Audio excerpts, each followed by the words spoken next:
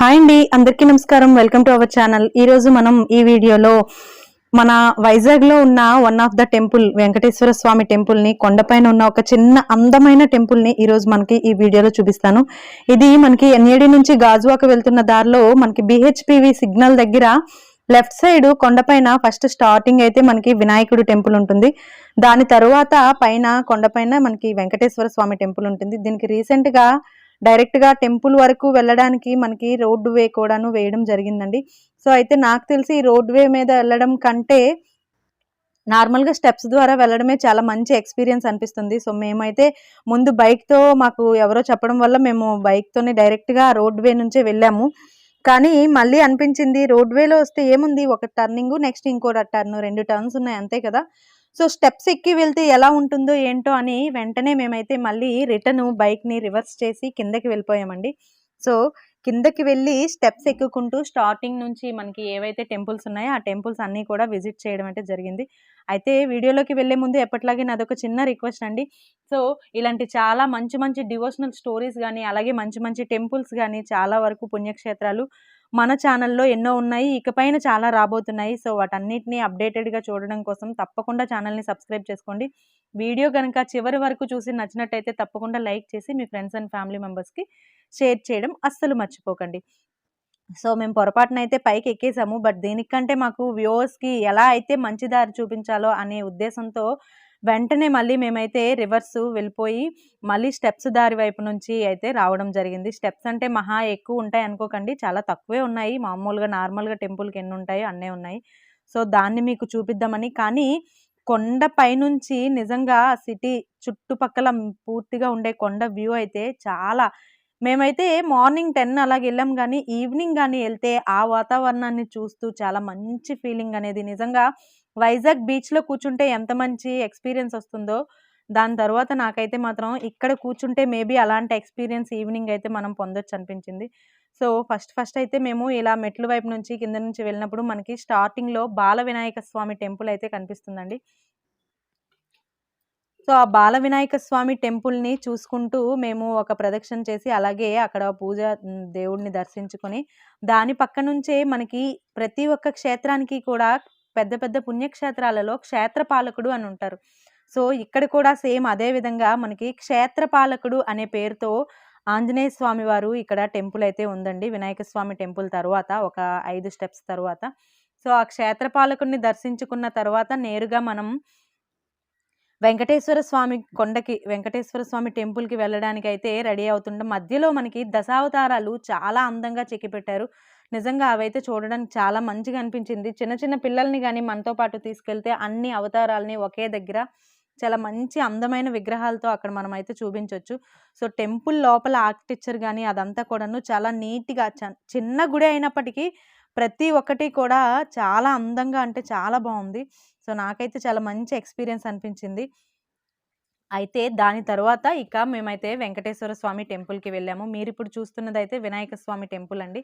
So అయితే దీంట్లో మనం ఇలా ఓన్లీ టెంపుల్ని చూపిస్తూ, మనకు అలవాటే కదండి ఏదో ఒక చిన్న కథను చెప్పుకోవడం. సో ఈరోజు టెంపుల్ని చూపిస్తూ మీకు ఒక చిన్న కథను చెప్తాను. కలియుగ దేవుడు భక్తుల కష్టాలను తొలగించే దేవునిగా వెంకటేశ్వర నామంతో మన భూమిపైన ఎందుకు అవతరించారు, అసలు అలా అవతరించడానికి ఆ నారాయణుడే వెంకటేశ్వర స్వామిగా వెలవడానికి కారణం ఏమిటి అనేది ఈరోజు మనం ఈ వీడియోలో తెలుసుకుందాం. ఒకప్పుడు కశ్యపాది మహర్షులు గంగానది ఒడ్డున కలియుగ రక్షణార్థం క్రతువు చేయ నిర్ణయించారు. యజ్ఞం ఆరంభించే సమయానికి నారదుడు అక్కడికి వచ్చి కశ్యప, ఆత్రేయ, మార్కండేయ, గౌతమాది మహర్షులను చూసి ఆ మహర్షులను క్రతువు దేనికి చేస్తున్నారు, యాగఫలాన్ని స్వీకరించి కలియుగాన్ని సంరక్షించే దేవుడు ఎవరు అని ప్రశ్నిస్తే నారదుని సలహా మేరకు భృగు మహర్షి వద్దకు వెళ్తారు. అప్పుడు ఆ మహర్షులందరూ భృగువుని ప్రార్థించి కలియుగంలో త్రిమూర్తులలో ఎవరు ఈ క్రతువుకు అర్హులో తెలుసుకొని రమ్మని పంపిస్తారు. మహర్షుల కోరిక మేరకు భృగువు యోగదండం కమండలం చేతపట్టి జపమాల వడిగా తిప్పుతూ సత్యలోకం ప్రవేశించగా బ్రహ్మ సరస్వతీ సమేతుడై సరస్వతీ సంగీతాన్ని ఆలకిస్తూ జరుగుతూ ఉన్న ఈ బ్రహ్మ రాకను అస్సలు గ్రహించడు. తన రాకను గ్రహించని బ్రహ్మకు కలియుగంలో భూలోకంలో అసలు పూజలు ఉండవు అని శపించేస్తాడు. వెంటనే తిరిగి కైలాసానికి బయలుదేరుతాడు. బ్రహ్మలోకం నుంచి శివలోకం వెళ్తాడు భృగువు. శివలోకంలో శివపార్వతులు ఆనంద తాండవం చేస్తూ భృగువు రాకను అస్సలు గ్రహించకపోవడంతో శివునుకు కలియుగంలో భూలోకంలో లింగ రూపంలో మాత్రమే పూజలు జరుగుతాయి అని శపిస్తాడు. ఇక చివరిగా త్రిమూర్తులలో మూడవ వాడైన వెంకటేశ్వర స్వామిని చేరుకోవడం కోసం శివలోకం నుంచి నారాయణ లోకం వెళ్తాడు భృగువు.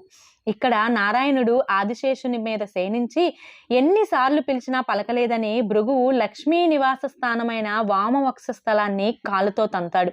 అప్పుడు శ్రీ మహావిష్ణువు తన తల్పం నుండి కిందకు దిగి, ఓ మహర్షి, మీ రాకను గమనించలేదు, క్షమించండి. నా కఠిన వక్షస్థలాన్ని తన్ని మీ పాదాలు ఎంత కందిపోయి ఉంటాయో అని భృగు మహర్షిని ఆసనం పైన కూర్చోబెట్టి అతని పాదాలను తన ఒడిలో పెట్టుకొని ఒత్తడం మొదలుపెట్టాడు. అలా ఒత్తుతూ మహర్షి అహంకారానికి మూలమైన పాదం కింద ఉన్న కన్నును చిదిమేస్తాడు శ్రీనివాసుడు. మహర్షి అప్పుడు తన తలుపును తెలుసుకొని క్షమాపణ కోరుకొని వెళ్ళిపోతాడు.